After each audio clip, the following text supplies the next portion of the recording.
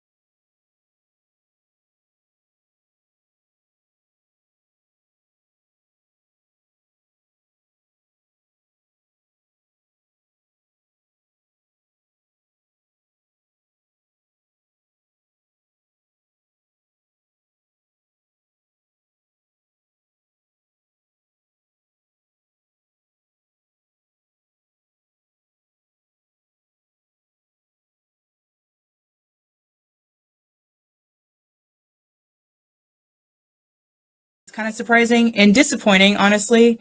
Um, it is getting so toxic, I feel like, in our league with a lot of the fans going back and forth. Like, basketball and sports are supposed to be so unifying, and it is so toxic. Like, every game, just it's like hatred out there towards other players, and not just, Hmm. like Angel and Caitlin. Like, they are the OGs where people will get so, Yeah. like, polarizing with, but it's with everyone, and people are just so nasty on there. And it's like, we're playing a game. We are playing a game, and you are saying hateful things about players. Like, I don't know. That has been, like, really surprising. I feel like we're trending in a really bad spot with that.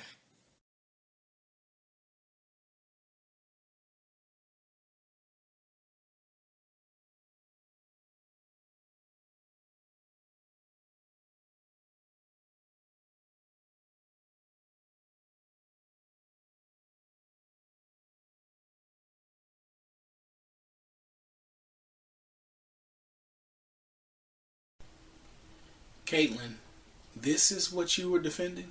This type of play. This is not basketball. People don't want to see this crap. In Mission Impossible Fallout starring Tom Cruise, a rogue organization was trying to set off a bomb and cause a nuclear fallout. In the WNBA version of that movie, the players wanted to set off a protest bomb to display their displeasure with the owners and the league. They succeeded in setting off a bomb, but it blew back up in their face. The As you can see, many of the people didn't really vibe with the pay us what we deserve or owe us or whatever. They phrased it both ways. That fell short. That was a terrible idea. I'm glad Candace Parker channeled her dark side. Her Harvey Dent, she put it to the side and she went two-face on Aliyah Boston and told Aliyah Boston's naive ass that that was a bad idea. Aliyah Boston's very immature. The comment she said on that podcast saying that, we just wanted to have some fun. We got to go to work on Tuesday. That was terrible. That was terrible. But I told you guys, they love to get in front of mics.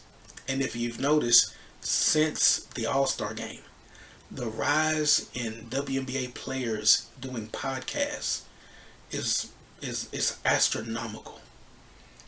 There's 3 Indiana Fever doing podcasts. Sydney Colson's doing podcasts. Sophie Cunningham just started a podcast. And Aliyah Boston is doing a podcast with Candace Parker. And every one of them is fascinating. The Sophie Cunningham was fascinating just for the aspect of, like I told you, I like Sophie Cunningham, and she's lived up to the billing. She's came off the bench. She shot threes. Now she's starting and she's playing. It's almost like her and Lexi Hull just switched. Lexi Hull was popping threes like crazy and hitting, playing D, and now Sophie Cunningham's doing the same thing. So they got two players on that team that can do the exact same thing and spell each other, which is great if they both stay here for the future. And that's where the rubber meets the road with Sophie Cunningham. Sometimes you can say enough and sometimes you can say too much. And when she got to talking about what went on in Phoenix, she should have just kept her mouth closed. But she stated the obvious. That's why this fallout it's been all over. Diana Taurasi said, "Oh yeah, me and Caitlyn are friends and this and that," just the other day. People were talking about it online. But Sophie Cunningham, days prior, said that in the Phoenix locker room, we were like, yeah, we are going to show her about this league. That comes from Diana Taurasi. That sounds like Diana Taurasi last season. So while Sophie Cunningham's telling the truth, and now that she's on Caitlin Clark's team, she's like, oh, I see it now, and it's everywhere. Sophie, stop. Now, you did tell the truth when you said that Caitlin Clark is the face of the league. We all know that. You also know that too, and you're smart. And you're benefiting from it as well. That's why you got the podcast deal. So, let's not get it twisted. Caitlin Clark has no friends in this league. Sydney Colson's got a podcast. Boston's got a podcast. During the All-Star game, during that weekend, a lot of players jumped on podcasts. And I did some of Alicia Gray's interview with Jeff Teague from the 520 podcast. But there was one spot in there where she talked about playing overseas. And when she talked about playing in Israel, she said they only played one time a week. And the rest of the time she stayed in a hotel and played video games. Gabby Williams has been on record talking about a lighter schedule and even rolling back at this schedule. So if these players had their way, they would be high paid and less worked. But that doesn't work. Aliyah Boston alluded to it about the All-Star game. She said the reason why they wanted to have fun is because they had to go to work on Tuesday. I'd hate to inform Aliyah, the men also played on Sunday during their All-Star game and they went back to work on Tuesday. Some of them even went back to back and had to play on Wednesday as well. But you want the big money. You got to do, and you compare yourself to the men. You want the same revenue splits as the men, you got to do the same things as the men. There's no ifs, ands, buts about it. So if you want maximum money, you're going to have to play maximum games. And you're going to have to give maximum effort. And you're going to have to grow the league the way y'all's deal is instructed. But I'm going to talk about that tomorrow. But I added the A'ja Wilson piece because, for one, it was after the All-Star break, and they were talking about how these players like each other and they're unified. All that S went out the window as soon as that game was over. Because A'ja Wilson should have got tossed out of the game the way she body slammed Kayla McBride in that game, and I watched that game. And she threw her. She had been throwing people for the last few games. When they played the Fever, she was throwing players. Super aggressive with the fouls. So this league is still this league.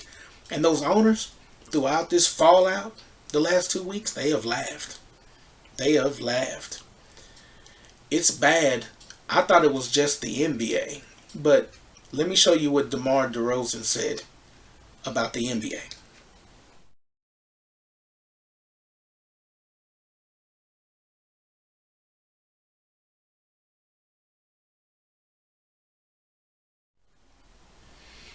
Now, that's a lot for a player to actively check his phone to see what they're saying about him on Instagram and Twitter is hilarious. But you see it in the W.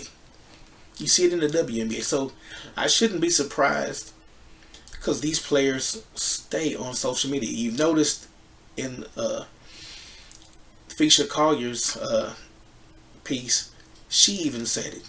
Everything she was talking about was online. She doesn't talk to players. I mean, to fans.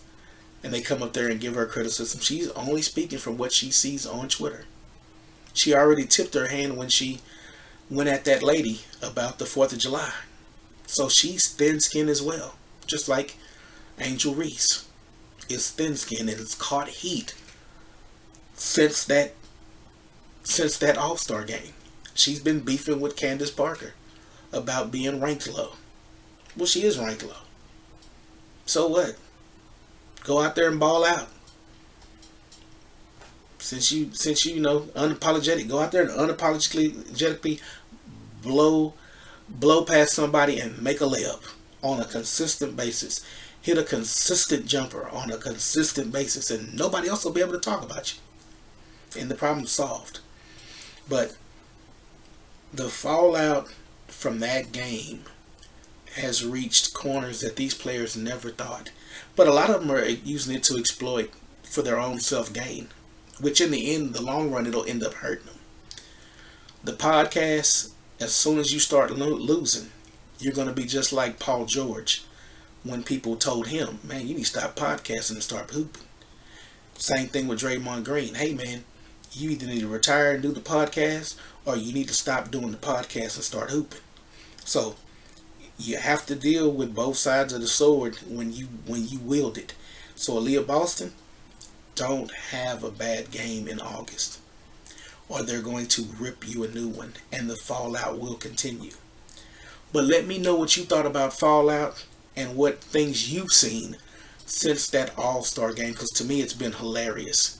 I just been sitting back, just taking notes, just like, wow, I can't believe she said that. She's doing this now. Oh, they got a new podcast. Oh, Colson's a comedian. It's just been a lot. But leave your comments below, like, share, subscribe, and until next time, peace.